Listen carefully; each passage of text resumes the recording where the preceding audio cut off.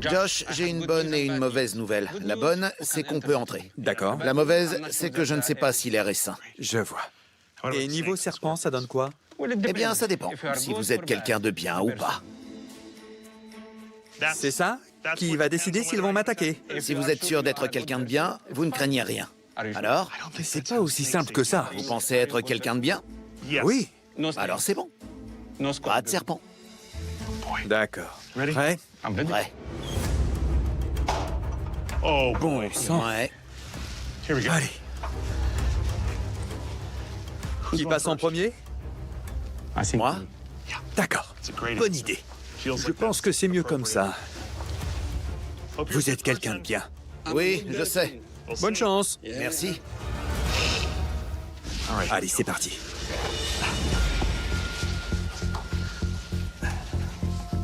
On appelle ce passage un couloir descendant. Vous devinez pourquoi? Jusqu'où ça va? Plus nous descendons, plus l'air se fait rare. Et il y a une explication à ça. On y est. Bien. C'est étroit ici. Oui, c'est comme une pyramide. On emprunte un couloir descendant pour arriver au vestibule. Mais on doit faire attention à l'air. Oui.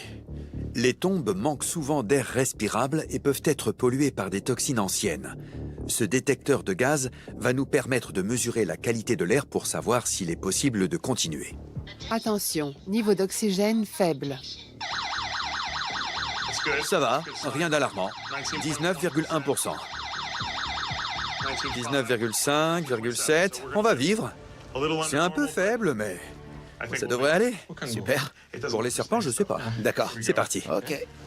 Bien, respirez pas trop. Incroyable. Pas mal, hein? C'est une blague.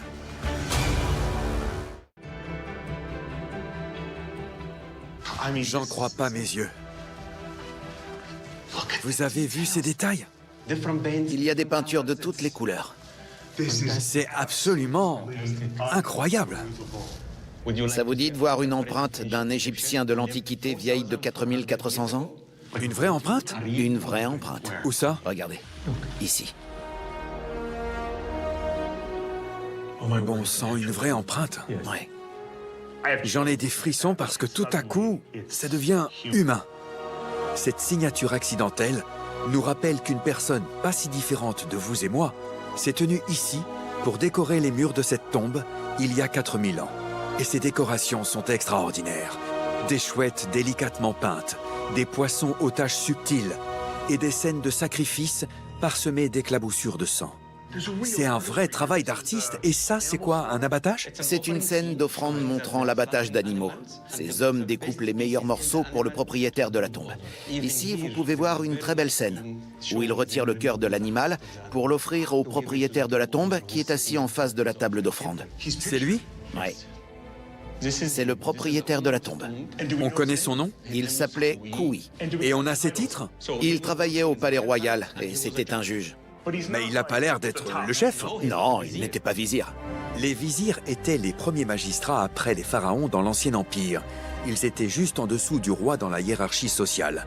On pourrait croire qu'une tombe aussi luxueuse appartenait à un homme de cette importance. Mais ce n'est pas le cas. Attendez une minute. Toutes ces scènes, toutes ces peintures et ces décorations et même la représentation de cet homme, ce sont des choses qu'on ne voit pas normalement dans les tombes souterraines de l'Ancien Empire. On n'avait encore jamais vu ça avant celle-ci. C'est la première fois qu'on découvre une tombe souterraine décorée. La première fois. La première. Et donc, il travaillait pour quel pharaon? À cette époque, le pharaon était Djedkaré. Koui, le propriétaire de cette tombe, était un juge sous l'ère de Djedkaré, un pharaon de la 5e dynastie qui a régné moins d'un siècle avant Mérénré. Et à l'intérieur de sa pyramide, est-ce qu'on a trouvé des décorations comme celle-ci? Non. Attendez une seconde. La tombe du pharaon n'est pas décorée, alors que celle-ci l'est? Exactement. Donc les pharaons prenaient exemple sur les hauts dignitaires. C'est censé être l'inverse. Oui. Avant, les changements venaient d'abord du roi, puis du peuple. Donc les textes des pyramides qu'on a vus dans le tombeau de Mérénré, ça a commencé ici. La graine est ici. Bien sûr. Et ce qui est dingue dans cette histoire, c'est qu'on ne parle pas seulement de décoration, mais de religion. Ce sont les instructions qui indiquent comment rejoindre la vie après la mort. Josh, c'est une révolution. Nous avons déjà vu que vers la fin de l'Ancien Empire, les fonctionnaires les plus riches faisaient étalage de leur pouvoir en copiant les tombes des pharaons. Mais le curseur est poussé encore plus loin cette fois-ci. Il semblerait que ces hauts dignitaires soient devenus tellement puissants que ce sont les pharaons eux-mêmes qui ont commencé à les imiter. Donc, ces hauts dignitaires ne se contentaient pas d'accroître leur pouvoir, ils réinventaient les règles du passage vers l'au-delà. Ils ont changé la perception de la vie après la mort. Après Kui, tous les rois ont commencé à décorer leurs chambres souterraines. C'est vraiment incroyable. C'est fantastique. Et pour en revenir à Kui, est-ce que sa chambre funéraire est derrière nous? Oui, Allons voir. d'accord.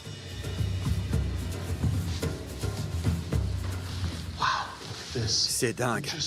Toute la pièce est construite en pierre de calcaire. Et son sarcophage se trouvait où? Ici? Il était là, Juste là. exactement. Et ça, c'est ce qui reste du sarcophage. Et cette tombe a été pillée. Oui, malheureusement. Qu'est-il arrivé au corps de Kui? Eh bien, les restes de sa momie ont été retrouvés éparpillés dans la pièce. Donc vous avez trouvé ces restes? Oui, Et où sont-ils? dans la salle de stockage, sur le site. Ici? Oui, On peut les voir? bien sûr. Je vous suis. C'est parti. Il faut que je voie ce type. Dans ma quête incessante d'informations sur l'identité de la momie trouvée dans la pyramide de Mérenré, j'ai maintenant l'opportunité de voir une momie encore plus vieille. Nous nous rendons dans la salle de stockage où Mohamed Megahed conserve les artefacts issus de ses fouilles. Des gants.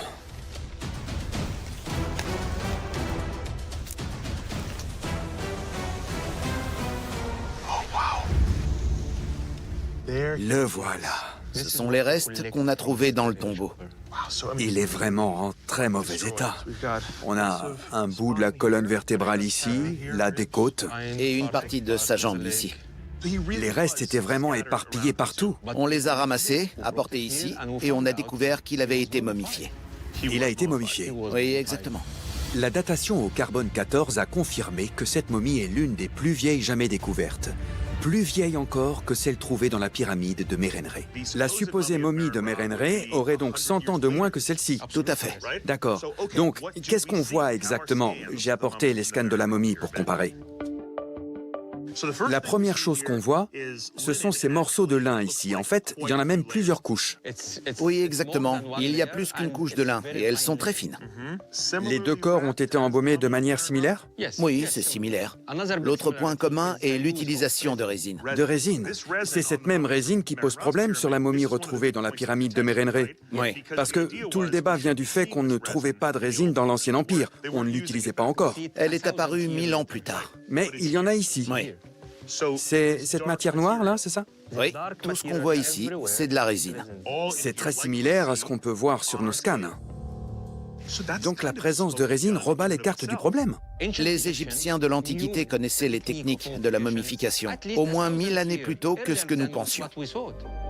L'argument avancé par les sceptiques était que les techniques de momification utilisées étaient bien trop modernes pour dater de l'Ancien Empire.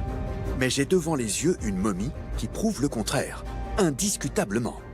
Si on en revient au mystère entourant l'identité de notre momie, est-ce que ce corps ne nous apporte pas la preuve évidente que cette momie est bien Mérenré? Josh, je pense de plus en plus que ces images sont celles du roi Mérenré. Ce qui voudrait dire que ce corps serait la seule momie royale intacte de l'Ancien Empire. Oui. Ça voudrait aussi dire que cette momie qu'on a scannée est tout simplement historique. On est en train de réécrire l'histoire. Mohamed Megahed semble convaincu que la momie conservée au musée Imhotep est celle de Mérenré. Nous sommes maintenant presque sûrs d'avoir croisé la route d'un pharaon vieux de plus de 4000 ans, un roi qui a régné sur l'Égypte au temps des pyramides. Je crois que vous avez rencontré la plus vieille momie royale jamais trouvée en Égypte. Vous connaissez un roi. Je connais un roi. C'est incroyable. Bien, on laisse Kui tranquille? Je pense qu'on peut le laisser reposer en paix, comme il l'aurait voulu. D'accord. Bien. Merci, Kui. Enchanté. L'affaire de la momie mystérieuse touche à sa fin grâce à la découverte de la tombe de Kui, qui nous a permis d'assembler les dernières pièces du puzzle. Elle nous a également montré que certains hauts dignitaires étaient devenus si puissants que leur tombe n'avait rien à envier